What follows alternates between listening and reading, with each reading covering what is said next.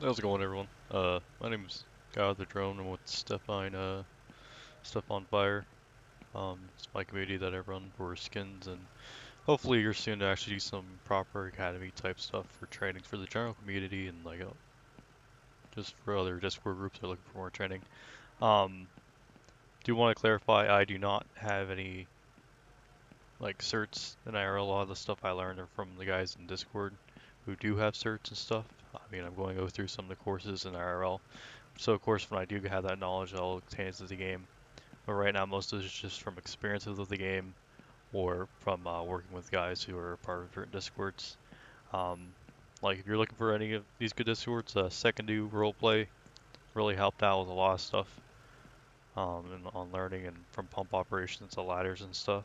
Uh, Basically, the idea of this video I want to go over is some basic how you can set up your scene, how you can feed two different apparatuses without tying them into each other. Um, right now I have a squad here, ladder 2, and a Quint, and also I have the new tanker, but I'm using that tanker as an engine today. Um, of course, when you first show up on scene as an officer of the established command, you're going to do a size up to this front side here. You can either use alpha or a lot more traditional and easier with that I kind of group around and stuff with my volunteer department that I'm also part of. Um, you have your front side, your back side, and then your left will be side 1 and your right will be side 2. Whatever is more comfortable with your community and stuff, use whatever is easier to remember. Um, but if you want to use the more proper, it's going to be Alpha, Bravo, Charlie, and then Delta. It's going to be your right side. So basically it's going to be like 1, 2, 3, 4. So what we're going to do first is obviously I'm already in charge that ladder 2 up with a line, do some do a defensive attack, because obviously it's fully involved at the time. I mean, so we want to knock down that fire to be able to move to attrition and then actually move to offensive. So obviously I'm going to use my fancy ladder here. Better if I actually turn on the pump.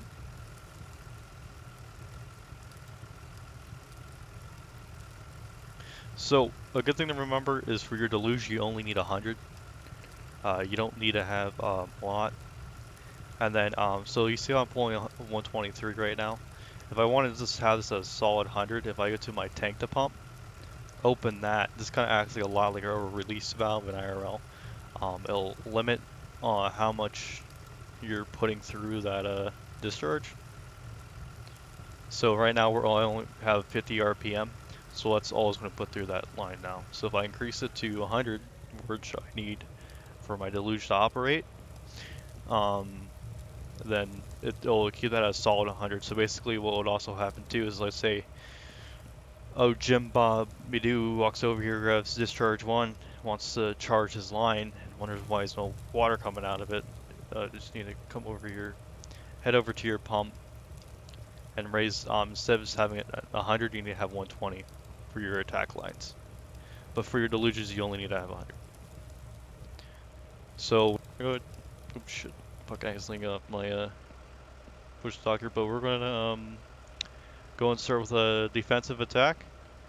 Um, Obviously, a lot of times with your ladders and when you're doing your ladder placement, you want to be out of the way, um, but also a little bit of angles and um, a little bit of, I guess, 3D mapping in your head will be nice. So if you're a lot of you guys, if you guys are like a visual thinkers and stuff, it's kind of going to be easier for you guys.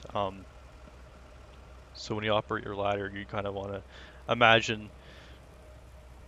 The best way to put it, because I'm a heavy cop, also went to whoever school, is when you're doing your excavations and stuff, you want to imagine where your boom and stick can go in tight spots. Um, so you always want to have a make sure that you're able to move your ladder at least 360 if need be. So I can move on this on the Bravo side, or I can move to the Alpha side. I can attack two sides if need be, or I can get to the roof. It's just always wanting to have the ability to fight the fire in different ways to help somebody escape the fire if need be. Let's say like someone has a mayday into your team, like the building flashed over, you need to get them the fuck out. You can.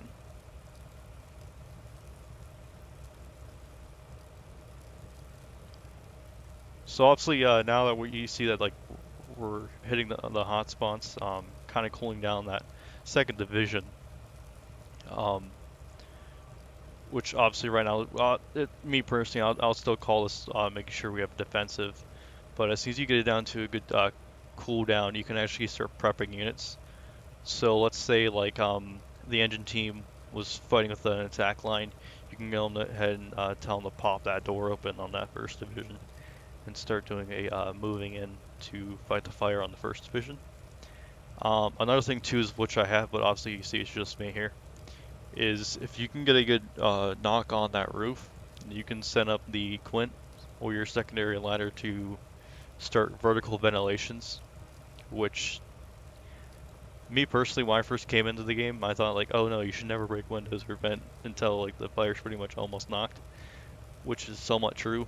But also, if you're doing vertical ventilation, you're letting that smoke release up. It's not really feeding the fire.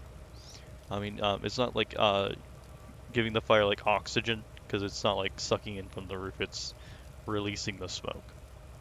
Now let's say like again, this building is already flashed over, so we really don't have to worry about it. But let's say like the windows were all intact here, and I start going around busting out windows, and then giving that fire more area to breathe, then that'll become a problem. Then you will start seeing your interior team run out and trying to kick your ass because like you knocked out all the windows and they're not really in a good mood after that. So we pretty much hit everything I can with this ladder. We're gonna see it and head and try to hit this roof now. I don't. Part of me thinks that this ain't actual fire on the roof, but part of me thinks it's just popping through. But I might be wrong. It's hard to tell with this game sometimes. Nope, it's an actual fire. All right. Because like sometimes you get like it like shows just the top of the fire at times on the roofs. Um, which a good spot for that is the prison on the county. When the building's there, you can just barely see the fire come out, so you're like shooting water at the roof, and it's not really there, especially in the interior side of the building. But we're also knocking out the fire too on the second division, so makes total sense. We're just gonna act like there's the fire burnt some holes through the roof, and that's how we're shooting our water in. Now you see that like the alpha side is pretty much knocked down. It ain't too hot in that room on the second division, so you can probably start doing a lot more fire attacks. You could probably set up some ladders, and if need be, you could go through the second division. The only problem with this is where your 360 checks come in, and obviously you guys seen that I did not do my 360 check. Um, I kind of should have said at the beginning of the video, like obviously it would have already been done. Like your first struck in officer should have done that. Then inform other units where they need to go. But back to what I was saying about going through the second division without doing a complete 360 or knowing really the conditions of the first division interior. Theoretically, maybe when the game gets more developed, you could have cave-ins, which that floor looks somewhat decent, and then you step in and it's not decent. You're going through. Obviously, you can grab your hook, your Halligan, your axe, and do a floor test by like, of course, knocking on that floor before you step in, giving a good like, okay, is that structural? Yeah, yeah, it's structural. We can move in. So this fire is pretty much gonna be knocked on the roof at this time. So I'll get this last little bit here. I'm gonna go ahead and leave this ladder. I'm gonna properly set up that quint over there to like how would I will do it. Again, guys, this is for in-game purposes. I mean, of course, you can always talk to other certified guys to get some good ideas in IRL, but right now this is just for in-game stuff. And then if I do anything wrong, of course, well, You know, YouTube has that brilliant comment saying you guys are allowed to go in there and pester me with it like, hey, you know, you shouldn't on that. And I'm like, okay. I mean, we're all still learning here. It doesn't hurt to get new tips and tricks. And also another thing too, I mean, yeah, it would be fast if I just grab a ladder and pop it down, physical ladder. But you know, we're allowed to play with these toys, so why don't we play on them? You know what I mean? Another thing too is if you hit B on your ladders, it'll bring a camera like right there, so you can tell that you're right against the building, and you don't have to be guessing. Alrighty, let's go ahead and now let's do vertical ventilations. So what you pretty much need for this, you need your air pack. You're gonna go to tools. You're gonna need your hook, and of course you need your rotary saw. Some buildings you need the chainsaw. It really depends on the coating. Um, Theoretically, most stuff can be handled with this rotary saw because it's able to cut into a lot of things. And IRL, when you're getting to which saw you should use, it really depends on which blade or what kind of chain you have equipped on your ladder, or not ladder, on your chainsaw. Yeah, that'll be a day. See some Warhammer 40k chains and your ladders are cutting the roof. You know what I mean? Anyways, um, this, yeah, I can't cut in here. I think I can cut up there, but right here I can't.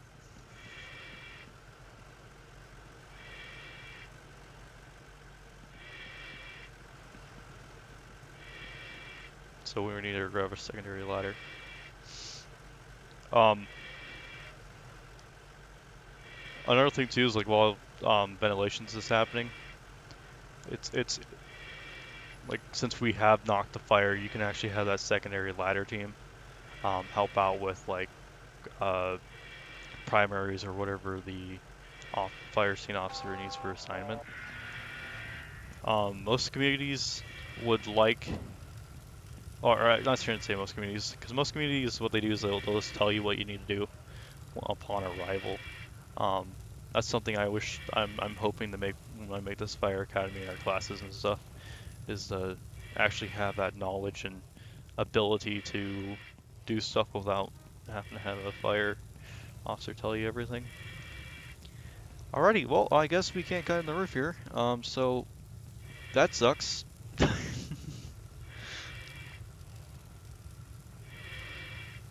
So, but anyways, theoretically you cut in the roof, pop open the holes, and do some ventilations. Alright, so now we're going to do some interior attack. We're going to on the transition here. Actually, wait, before I do that, I should probably actually slow myself down here. Since the building has flashed over, I'm going to be going to go do a quick 360 with you, or I like to call it like a secondary 360 if you want. Since you have been fighting fire, you can see most areas that you need to focus on. Um, what am I looking for? An air pack, you know, an entry bag since we'll be going inside. Yeah, so obviously you have this propane tank, which your officer would have let you know on the way in, telling, hey guys, let's grab a safety line or something, or hey, we don't have to worry about it all. I don't see any flames. Tell me to the possibility of paying that propane tank. These back windows are not busted out, so you can tell that the building only flashed on the alpha side. Um, and I think these doors, I guarantee, are going to be locked. Well, they would have been locked if I didn't bring my trusty entry bag here. That's another thing too, is when your entry bag, a lot of people just think it's like this there as a prop. When you have it on your body, you can use it to open doors and stuff. And yes, I know I'm running around with my mask on for some odd reason. I just realized that. Don't worry about it, you know? Just testing equipment. Alright, I think that was Discharge 5.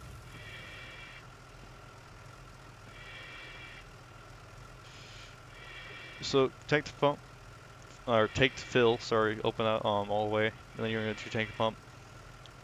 Open that. Increase your attack line to 120. I believe from 120 to 180, you can still move around. As soon as you go past 180, you're pretty much stopping in place and you can't move around. And that was Discharge 5. Alrighty, we're gonna go over here, grab our hose line. These are cuttable, so you guys can cut these open to get ventilation. I'm gonna get a little bit of fire on the knock, and then we'll do that on the interior. Actually, this might just be smoke itself, so we might not have to worry about that for the time being. I guess one thing I can also go over is your search patterns. That we're just gonna call that what I just said a common man search, which ain't really what you should be doing. But when you're doing search patterns, you're gonna go on the right wall, follow the wall all the way around on the right side, and then usually when you're following the wall on the right side, you're like, okay, we got a door here, we got another door, we have a window, we have etc. Basically telling you two things: A, those are possible ventilation points, and then two, possible escape points, like, oh shit, room's up flash, we can go here. I think there's a door over here. No, we already checked that door. Sorry, I've only been on this fire like 4 times. We mostly play on the county map. Anyways, a good thing to do is when you're, so I'm using a combination nozzle. I can go to fog, to, you can call it like a smooth blow attack, I guess you want to say. Obviously this is more meant for fighting the fire and stuff. Let's say the room was about to flash over or you need protection. That's where your fog nozzle comes in. Another trick too is this fog nozzle can actually put out fire really well against coding because it has a lot more area that's like telling it, you know, where to go, like in killing that code. Because again, this ain't real life. I mean, the fire you see here is just a bunch of coding, and then when you hit the hitbox, it goes out. So that's why like foam nozzles and all that stuff is somewhat good because they have a lot more ways to fight the fire. And I think the second division is also good. I don't see any flames. I don't hear any flames. I take that back. I hear flames. Sounds like it's on the first division. So it's probably more further on that left side. Obviously, you want to do floor by floor. So like when you enter the first division, you're gonna fight on the first division, unless command assigns a secondary attack team, and then you guys go like, okay, this attack team was there and this attack team was there. The frick is it? Here's the fire. And I'm a little bit low on air here, so as soon as I hit that O hits the blue, I'm gonna pull out.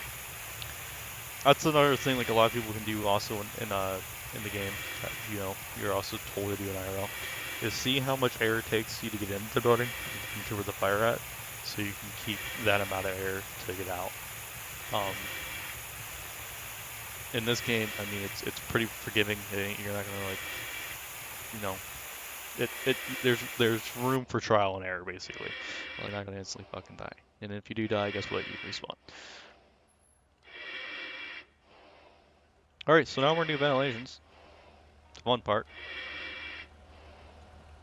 or clean up, or the when you called in a full alarm and that last guy gets here and he asks what he needs to do, and he's like, oh, you can do ventilations. And like, well, what'd you call us out here then? And he's like, well, sorry, the fire was a lot bigger and your slow ass took forever to get here. Are we chainsaw? And obviously don't tank rotary stalls inside the building. I don't really think it's a good idea. I mean, unless you like having it on fire on your back. Because, you know, it does have a fuel source. But yeah, you're going to cut open these to get more ventilation. We also have to break down those windows on the back side, on the Charlie side, because again, that when it flashed over, it didn't break the windows itself. You can always use your hose to pop open windows. That brings another thing too, is when you are fighting fire, just to be mindful about that, because, you know, if you break a lot of windows and the building hasn't flashed over, it does have that ability too, and when it does flash over, you know, it ain't really fun to be in. I'll show you guys a cool trick with the fan, because we all know it takes forever to walk. You're gonna grab your axe here, pick up that fan again, and it just told me to go screw myself. Yeah, there we go. See, so now you can actually run.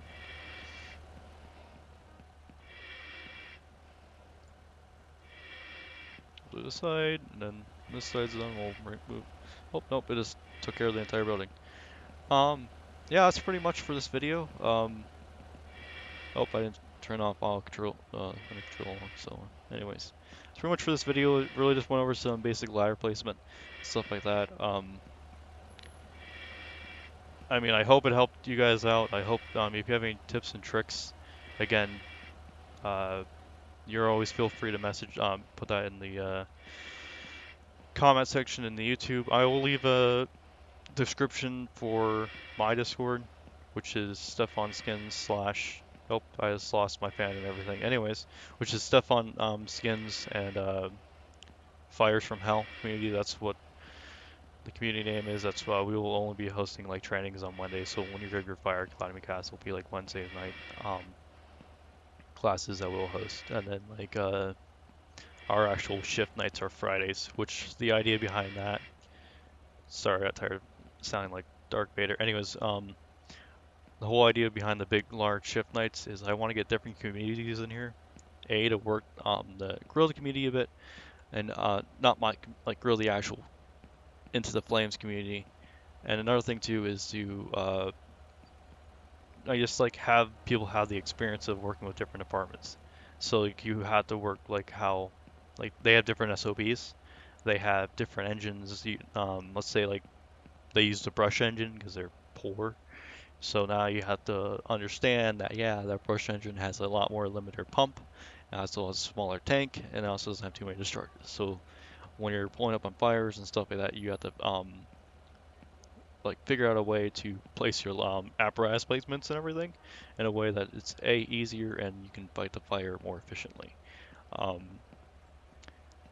anyways, that's pretty much gonna be it for this video, guys. I thank you guys for stopping by. If you guys don't mind leaving a like, that would be pretty awesome. If you guys don't want to leave a like, I completely understand, but you kind of hurt my feelings. I'm joking, I don't care.